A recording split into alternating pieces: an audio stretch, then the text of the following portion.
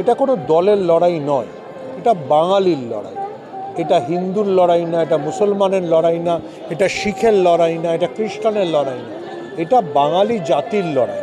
বাঙালিকে নাগরিকত্বহীন করার যে চেষ্টা চলছে তার বিরুদ্ধে মমতা বন্দ্যোপাধ্যায় রুখে দাঁড়িয়েছে। এবং জ্ঞানেশ কুমার, যিনি আসলে সত্যি সত্যি মূর্খ কুমার, তিনি যে কাজটা করছেন সেটা ভারতবর্ষের যুক্তরাষ্ট্রীয় কাঠামোকে শেষ করে দেওয়ার অপচেষ্টা। এইটাকে কিভাবে আম জনতা প্রতিবাদ করবে, প্রতিরোধ করবে, সেটা আম জনতাকেই ঠিক করতে হবে। আবারও বলছি, এটা কোনো সিপিএম, তৃণমূল, কংগ্রেসের লড়াই না, এটা বাঙালির লড়াই। এবং বাঙালির হয়ে মমতা বন্দ্যোপাধ্যায় গেছিলেন, যে বাঙালিকে জ্ঞানেশ কুমার অপমান করেছে। দেখুন, বাঙালিকে ব্রিটিশরা দমাতে পারেনি। যদি বিজেপি বা নরেন্দ্র মোদী বা অমিত শাহ ভাবে বাঙালিকে দমন পীড়নের মধ্যে দমাবে, তাহলে যেন মনে রাখে বাঙালি ব্রিটিশদের কিভাবে প্রতিহত করেছে। সেলুলার জেলের বাইরে অমিত শাহর পরিবারের কারো নাম নেই। বাঙালির কথা বলছেন কেন? বিজেপির 39% ভোটও তো আছে, তাহলে তারাও তো বাঙালি। বিজেপির 20% ভোট তো সিপিএম থেকে গেছে। অমিত শাহ যে ভোটটার কথা বলেও গেছেন, সিপিএম মমতার চাইতে ভালো।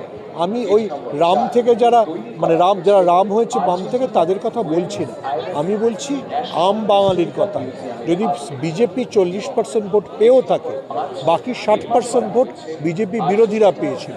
আর যাদের হয়রান করা হচ্ছে তাদের মধ্যে কিন্তু ওই 40% আছে। ভুলে যাবেন না, চন্দ্র বোসকেও নোটিশ পাঠানো হয়েছে, যিনি নেতাজির নাতি। ভুলে যাবেন না, স্বপন দাশগুপ্তকেও নোটিশ পাঠানো হয়েছে, যিনি বিজেপির রাজ্যসভা সাংসদ ছিলেন। ভুলে যাবেন না, কান্তি গাঙ্গুলিকে নোটিশ পাঠানো হয়েছে, যিনি লক, স্টক অ্যান্ড ব্যারেল, তার দক্ষিণ 24 পরগনায় গোটা দলটাই বিজেপির সঙ্গে মিশিয়ে দিয়েছে। ফলে কেউ বিজেপির সঙ্গে থাকলে সে রেহাই পেয়ে যাবে, এটা বিষয় না।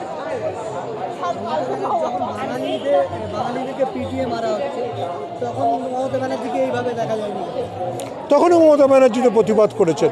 অন্য রাজ্যে লোক পাঠানো হয়নি? রাজস্থানে যখন ঘটেছে, যখন মহারাষ্ট্রে ঘটেছে, তৃণমূলের সাংসদ দল তো গেছে। কিন্তু এটা পিটিয়ে মারার চাইতেও বড় ঘটনা।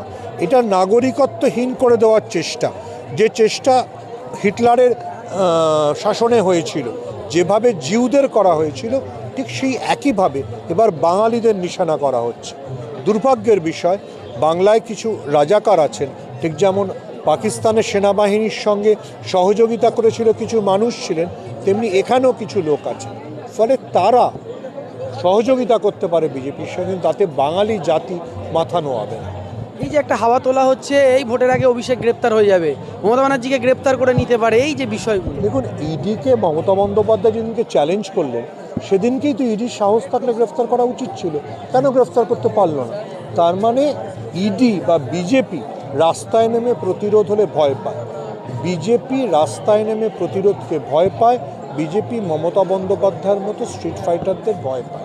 বিজেপিকে যে রাস্তায় নেমে পাল্টা প্রতিরোধ দিয়েছে, তাকেই বিজেপি ভয় জমি ছেড়ে দিয়েছে। এবারও বাঙালি যদি পাল্টা রাস্তায় নেমে প্রতিরোধ দেয়, বিজেপি বাংলা ছেড়ে পালাবে।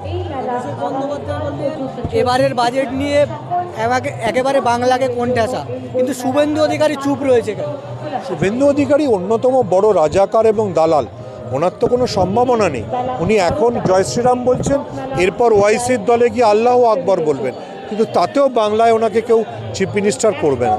ফলে শুভেন্দু অধিকারীকে নিয়ে আলোচনা করবেন না। শুভেন্দু অধিকারী, আবারও বলছি, বাঙালির মধ্যে সবচেয়ে বড় রাজাকার।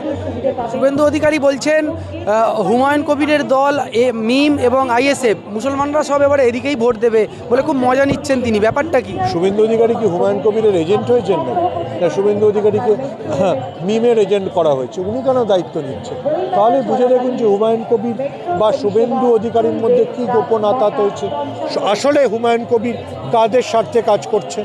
কতটা কার্যকর মমতা বন্দ্যোপাধ্যায় আজকে যে নির্বাচন কমিশনারের দপ্তরে গেলেন? দেখুন, এটা একটা দীর্ঘমেয়াদী লড়াই। আজকে দিল্লিতে লড়াই হয়েছে, এরপরে এই লড়াইটা চলতে থাকবে, যাতে বাংলার প্রকৃত নাগরিকদের ভোটাধিকার অক্ষুণ্ণ থাকে, যেন তাদের নাম ভোটার তালিকা থেকে বাদ না যায়। শোনা যাচ্ছে সন্দেশখালী সহ বিভিন্ন জায়গায় নামের পাশে নট ইন্ডিয়ান সিটিজেন লিখে দিচ্ছে, এমন একটা শোনা যাচ্ছে। শুধু সন্দেশখালী কেন, আমি তো জানি শেওড়াফুলিতে তহা সিদ্দিকির এলাকাতেও একটা গ্রামে 13,000-এর মধ্যে 11,000 ভোটারকে নোটিশ পাঠানো হয়েছে।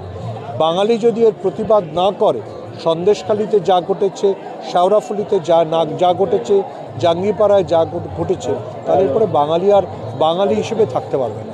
যাদের ডাকা হচ্ছে এবং কিছু ডকুমেন্ট দেখে ছেড়েও দেওয়া হচ্ছে, এদের কি সবার নাম উঠবে? আর না উঠলে করণীয় সেটা কি? একটা দীর্ঘমেয়াদী লড়াই, সুপ্রিম কোর্টে প্রতিদিন লড়তে হবে। এটা সহজে বিজেপিও ছাড়বে না, আমরাও বিজেপিকে সহজে ছাড়ব। 26-এ বিজেপি বা তৃণমূল বা অন্যান্য দল সম্ভাবনা কার দিকে?